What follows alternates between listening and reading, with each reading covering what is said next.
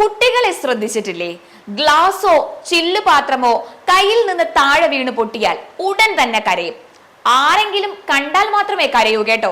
കാരണം അവർക്കറിയാം അത് പിടിപ്പുകേട് കൊണ്ടാണെന്ന്, അല്ലെങ്കിൽ പിടിച്ചത് ശരിയാവാത്തത് കൊണ്ടാണെന്ന്.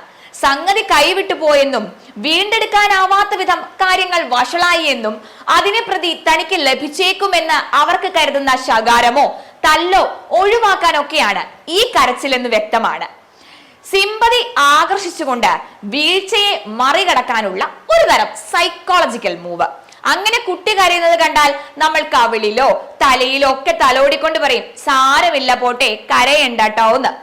പൊട്ടിപ്പോയ ഈ ഗ്ലാസിനോടോ പ്ലേറ്റിനോടോ ഉള്ള പ്രേമമൊന്നുമല്ല കുട്ടിയുടെ കരച്ചിലിന്റെ കാരണം.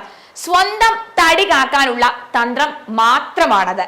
ഇന്ന് ഒരു കുട്ടിയുടെ കരച്ചിൽ ടിവിയിൽ കണ്ടപ്പോഴും ഇത് തന്നെയാണ് ഞങ്ങൾക്ക് എല്ലാവർക്കും തോന്നിയത്. ഞാൻ പ്രത്യേകിച്ചൊരു മേയറെ ഒന്നും ഉദ്ദേശിച്ചിട്ടില്ല കേട്ടോ.